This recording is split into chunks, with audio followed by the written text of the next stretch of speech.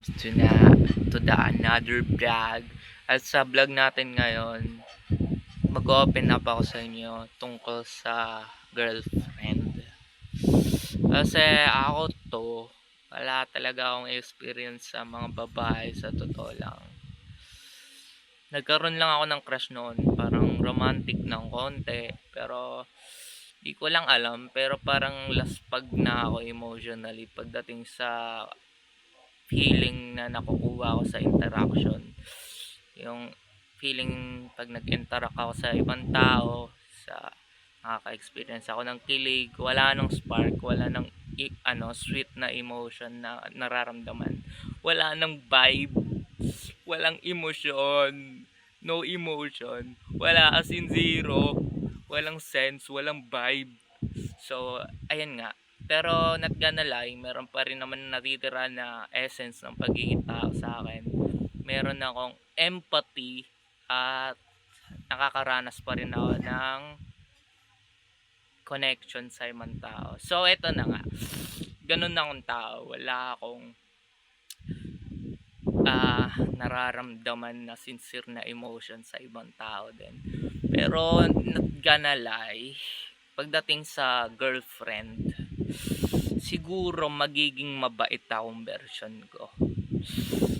Magiging maalaga akong version ko, kagaya ng ibang nilalang na marespeto din sa ibang tao.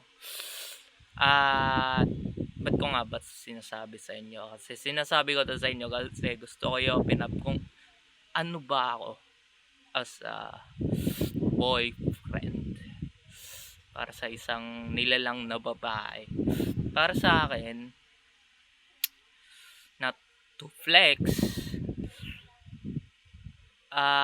rerespetuhin ko yung decision niya kung ayaw niya sa akin o gusto niya sa akin.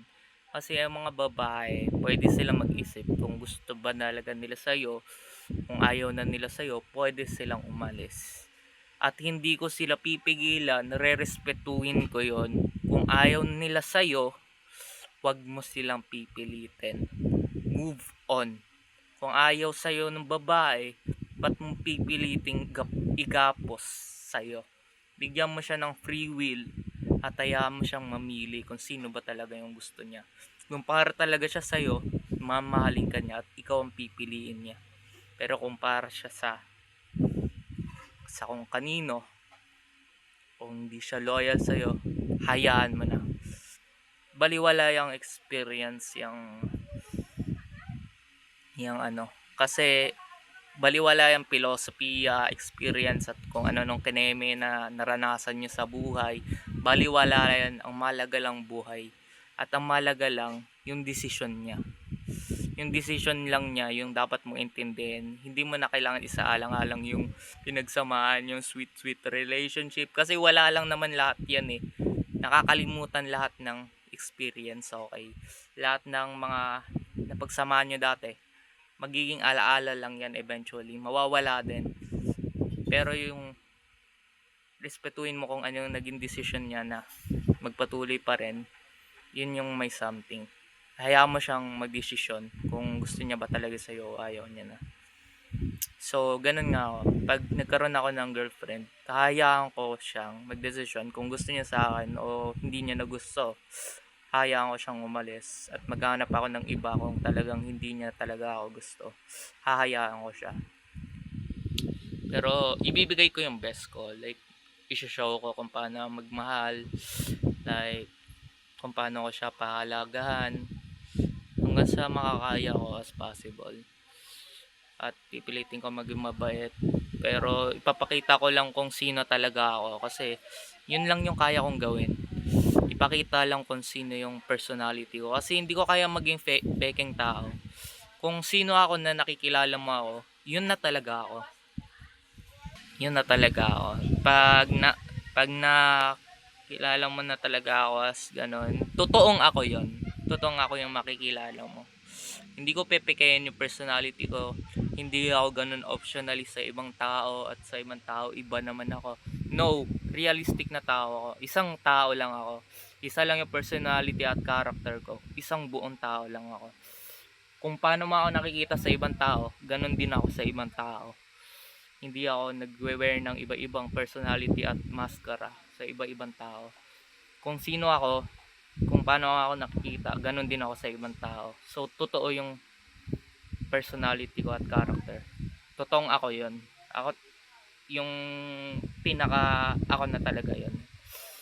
Like mahirap rin yung gawin kasi minsan 'di ba sumasagi sa utak natin na pikein natin yung sarili natin, huwag tayong magpakatotoo sa sarili natin, pakalala natin yung delusional na version natin. Pero ako, ipapakilala ko yung legitimate na ako, kung sino talaga ako, at hindi ko babaguhin yung personality ko para lang mag-suit na uy, disente yan, romantic na tao yan, kasi umaarte siyang romantic.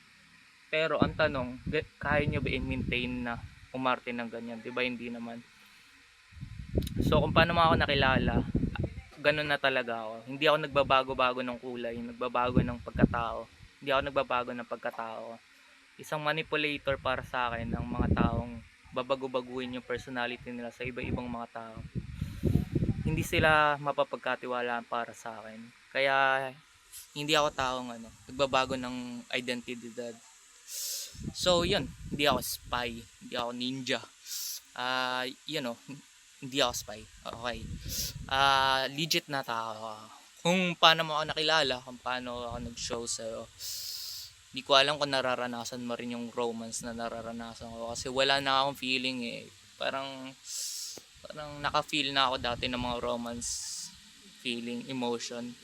Kaya pagtagal, parang pag sinabak mo ako sa real time, parang wala na akong spark, wala nang emotion na nararamdaman. Parang wala na lang.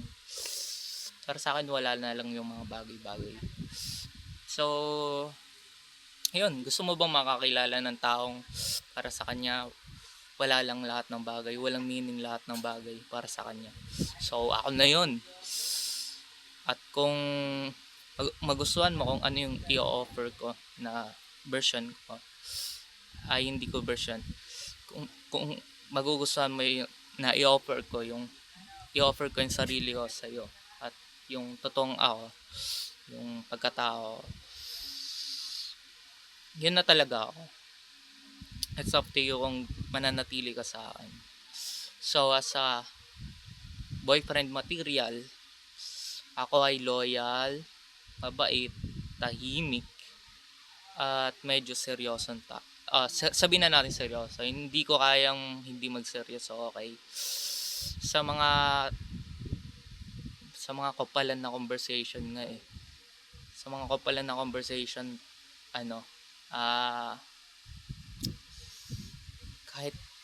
kahit parang laro-laro lang para sa kanilang pinagsasabi nila, siniseryoso ko lahat ng naririnig ko sa kanila.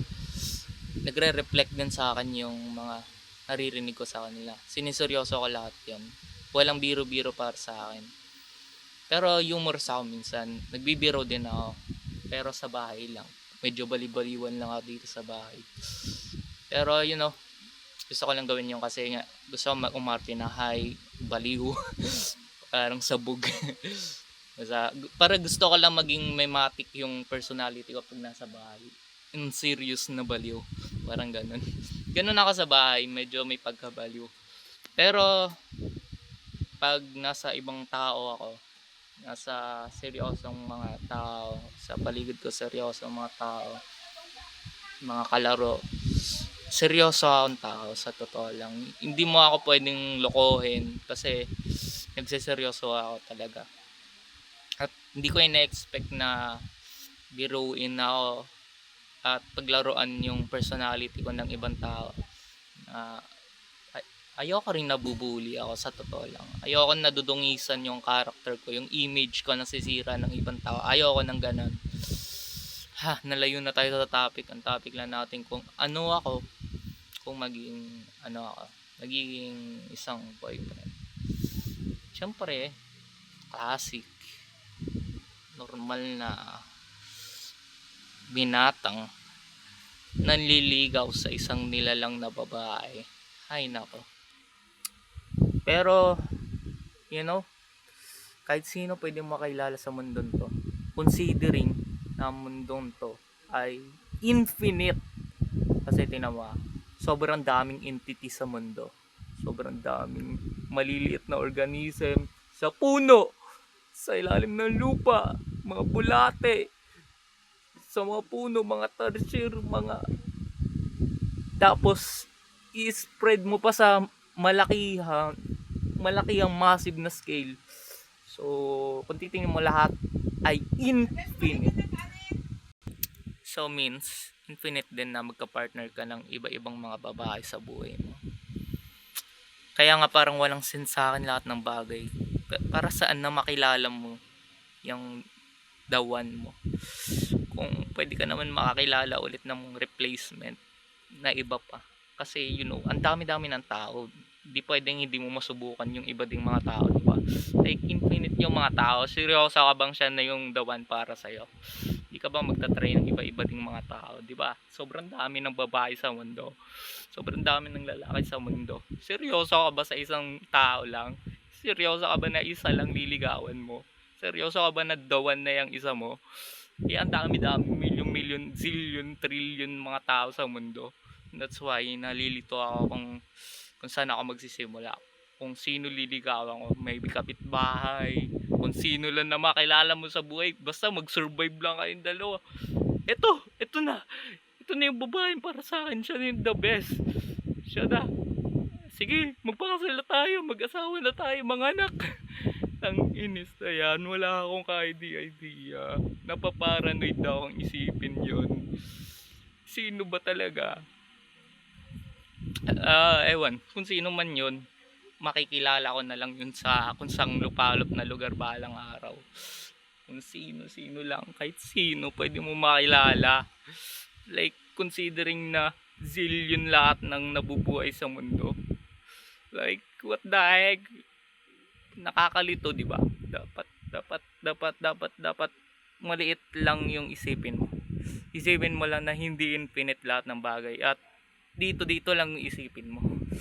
Kasi pag iniisip mo na infinite, edi your mind magta-tribe yung utak mo sa endless possibilities na sobrang dami pala ng tao sa totoo lang. Hindi ka ngayon makapili.